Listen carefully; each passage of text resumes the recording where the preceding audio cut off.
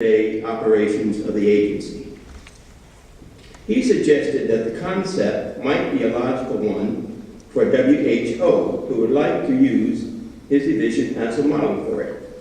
"I want one of those," he said, and so he came to CDC.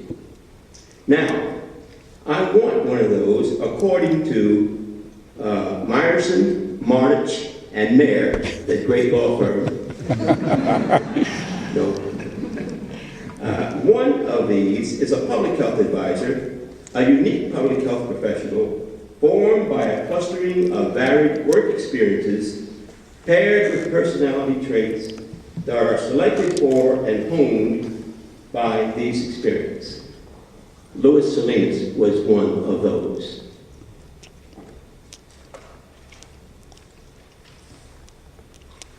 Louis started as a tuberculosis worker in the state of Texas, and he moved on to, I believe, the STD program in 1974. I'm going back a few years.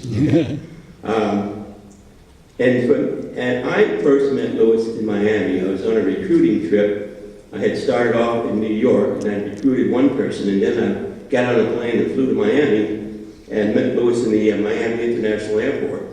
And we talked, and he told me how he felt about public health at that point in his life, in his career, and that he would like to get back into TV. Now, one of the things many folks did not know, that Louis sometimes had a problem in working in STD.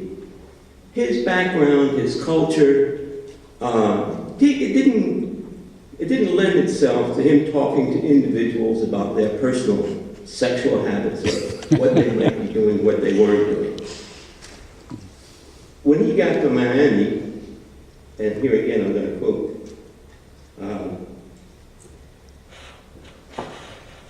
quote, "He had to go even further to work comfortably in the gay male culture of the 1970s Miami. He admitted being so green that he did not know about the sex clubs in Miami. There was a gay club in Miami, and I asked, what did they do there? The class that the instructor began laughing so loud, we had to take a break." Louis remembers the moment in interview school when he realized that he was working in a whole new disease entity. So when Louis moved over to TB, he was going back home to tuberculosis. That's where he started. And I don't have to tell you how great he was, but he was one of those. Thank you.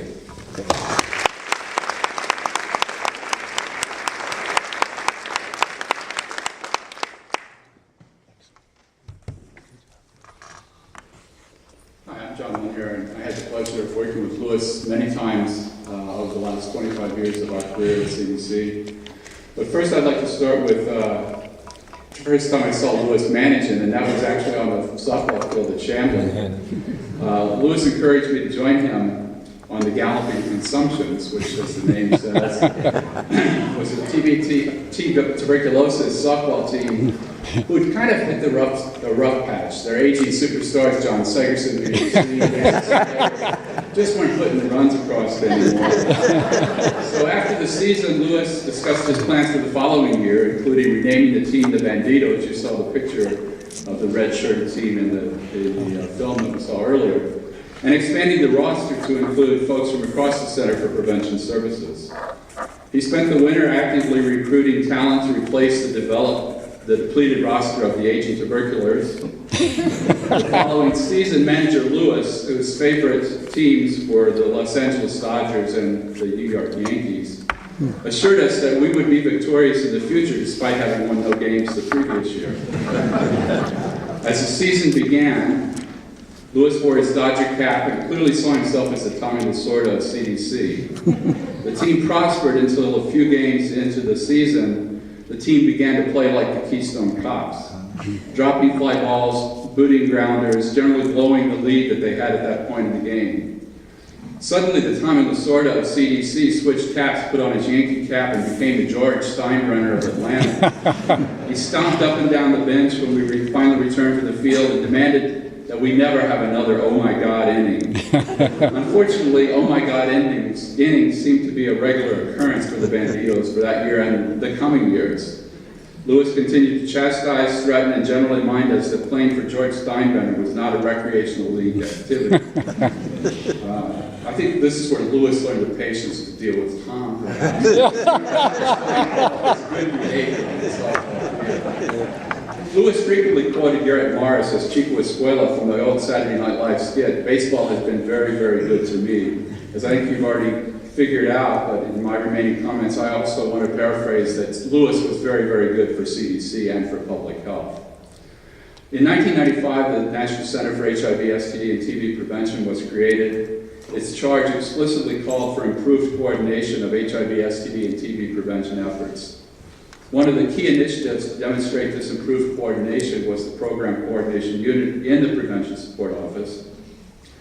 Demonstrating the high regard in which Lewis was held, he was named the chief of this unit and recruited 3 project officers to serve as a representative for all the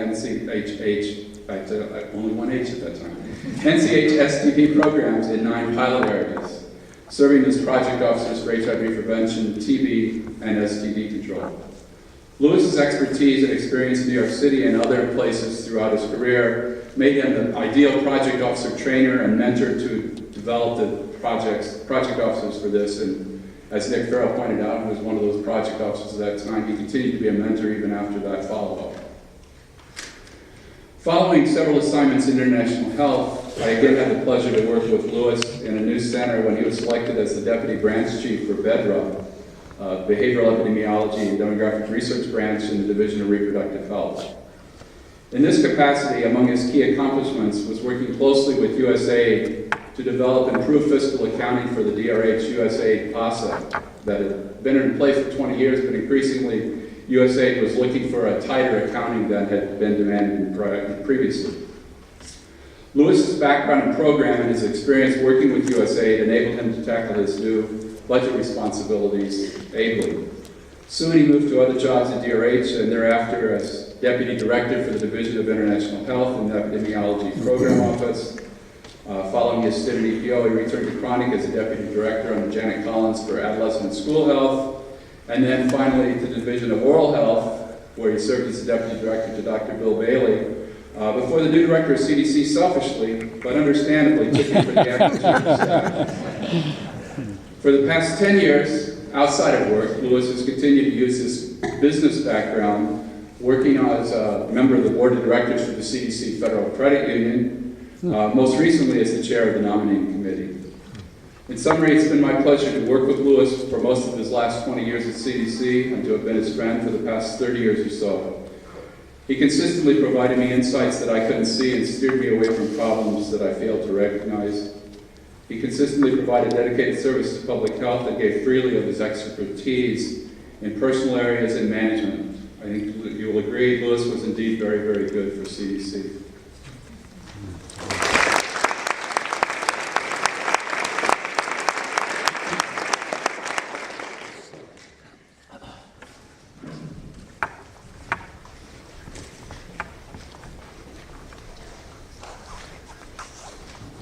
Good afternoon. I'm Craig Studer, and it's an honor to be here and speak at Lewis's memorial. It was even more of a privilege to be able to call Lewis a friend and a colleague. I'm going to share a couple of stories because I got to laugh, or I'm going to do something else. And the stories I'll tell are stories that exemplify a couple of the qualities that I always admired in Lewis, and you've heard about today. About 7 years ago, Lewis and I found ourselves in an executive leadership course up in Unicoi at Amcolola State Park. And it was purely coincidental we were there at the same time, but we made the most of it. We had a fine time. One night we went into Dahlonega with another colleague. And while we were there, I thought we were going to a Mexican restaurant.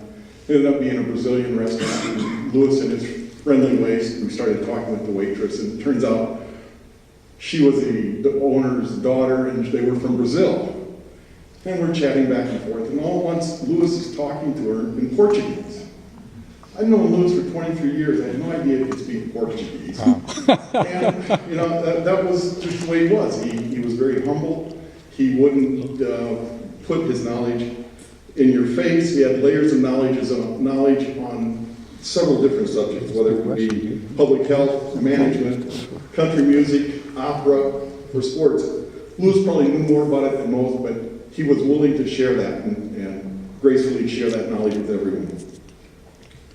And in Louis' tradition, he would always give you the bad with the good. So one of the things about Louis is he had no mechanical skills. He had absolutely none. And the last conversation I had with Louis is he asked me to work on his chainsaw. And think about Louis with a chainsaw. You know? It's a scary thought.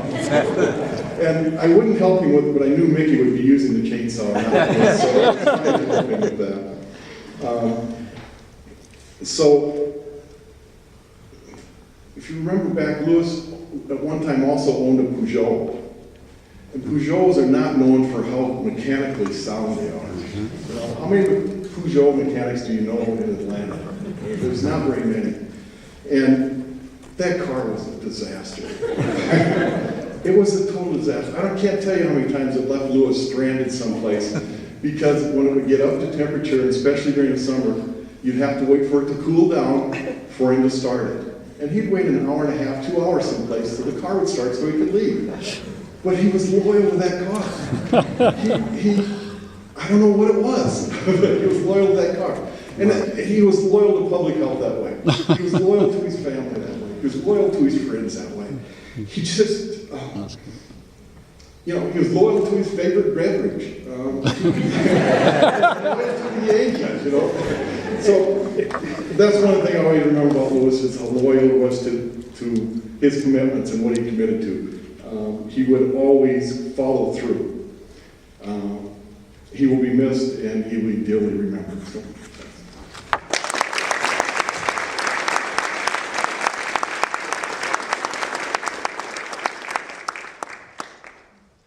I want to thank you, gentlemen, for those wonderful stories. We have one more. He did that on purpose, right? Nice move, He couldn't resist. Now you see what I have to put up with. For the past year, first of all, my name is Ron Stoddard. I'm a retired public health advisor. For the last year and a half, I have been working at Carter Consulting, and I've been working with Louis Salinas. And I don't think I need to repeat some of the comments that have been made. We all cherish Louis. He was one of a kind. But let me share this. Working with him for the last year and a half was fun, and it was an adventure. And I'll talk about the adventures in just a minute.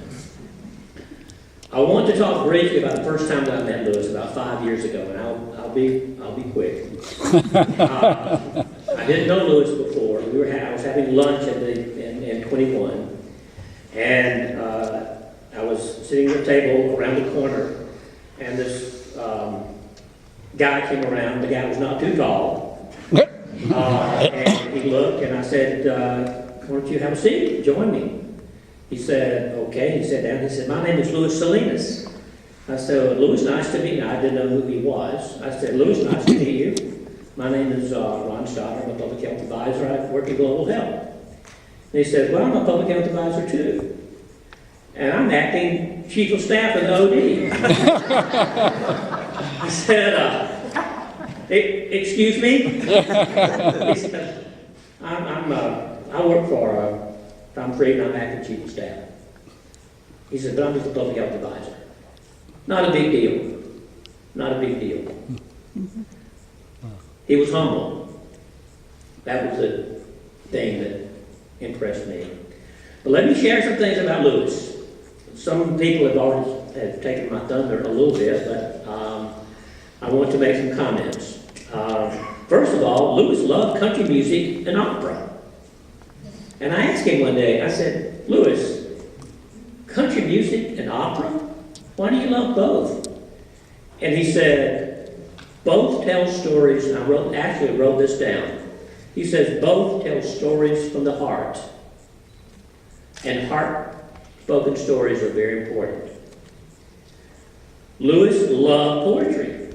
And when he found out that I love poetry, he actually sent me an email of his 3 favorite poems.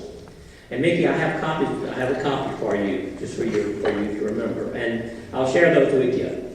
The first one was, or is, The Peace of Wild Things. Yes, God. The second one is Sleeping in the Forest. And the third, I Thank You, God. So I'll share those with you. Okay?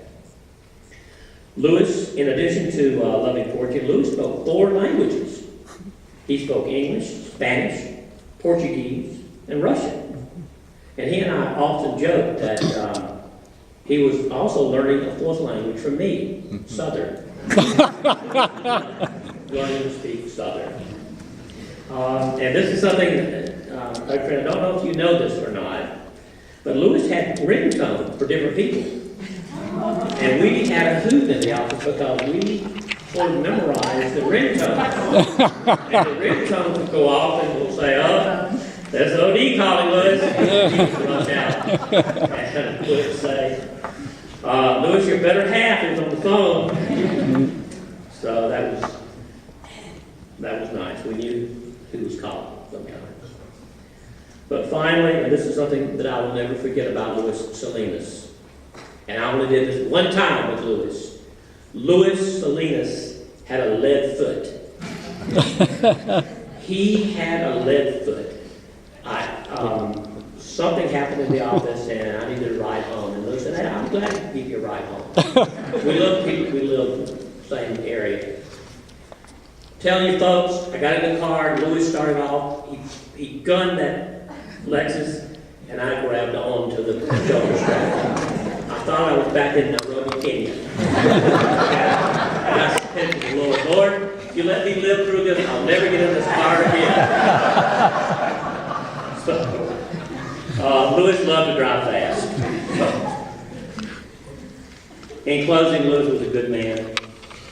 He was a good friend. He was a person with a heart of gold.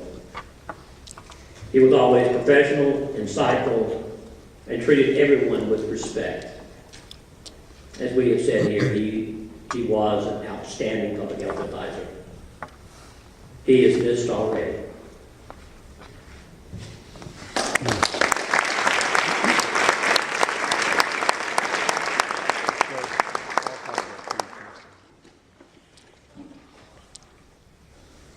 Thank you for all 5 individuals. I did it on purpose, Ron, I'm sorry. But now I'd like to introduce a friend and colleague from a long time, Kristen Brusuelas, Public Health Advisor, of course, past Watsonian President, Director of the Field Services Office with the, I always have to read this, with the Office for State, Tribal, Local, and Territorial Support, which houses the PHAP and the PHPS programs. Kristen is going to talk about a new award that's going to be presented.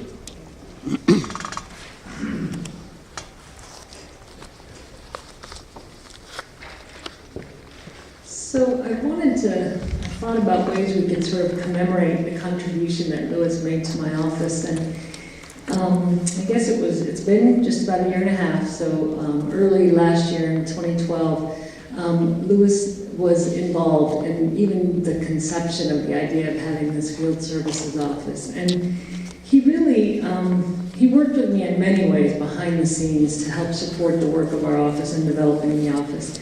And one of the biggest tasks of our office was growing the Public Health Associate Program.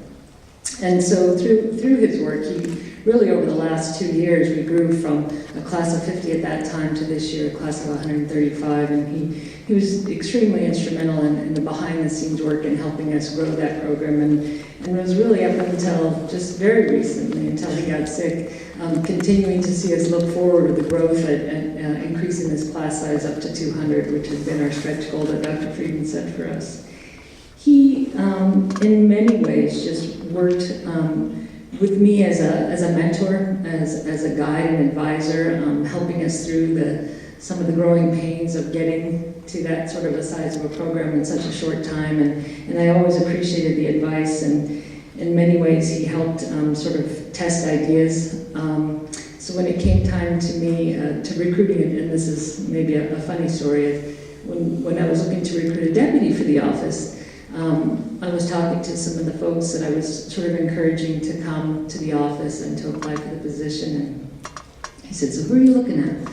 So I gave him the short list of names, and he said, "Oh, okay, well," so little did I know, he sort of went behind the scenes and called them up, gave them some bits of advice, and so when I did make the selection, the person that I selected told me a little bit of a detail of the advice that she was given, and she said, "You know, I didn't really know Louis before, but he called me up, and coincidentally, she was in the job that he had previously, and so he said, you know, what do you want to do? Do you really want to make a contribution, or do you want," and sort of encouraged her to say yes to the offer.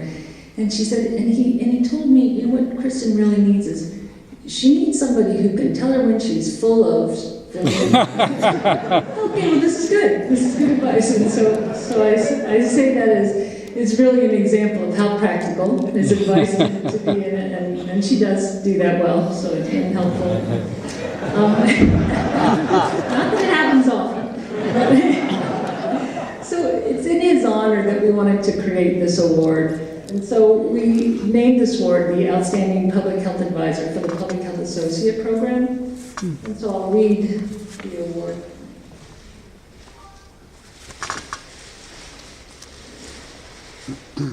So the recipient of this award is someone who enthusiastically worked behind the scenes, demonstrating the ability to effectively implement a public health program through personal humility and willingness to get the job done. And we felt that these were the characteristics that really embodied Louis and Salinas, and we feel like these are characteristics that we really feel are important for our trainees to exhibit. So we want to present the first award to Mickey Salinas and the family. And every year we will look to elect and nominate one of our trainees, and that person's name will be engraved on this award that will sit on the walls of our program.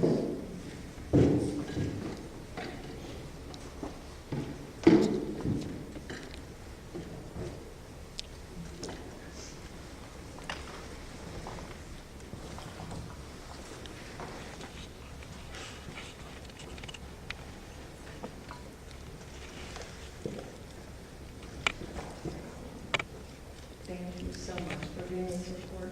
I was able to do the contributions.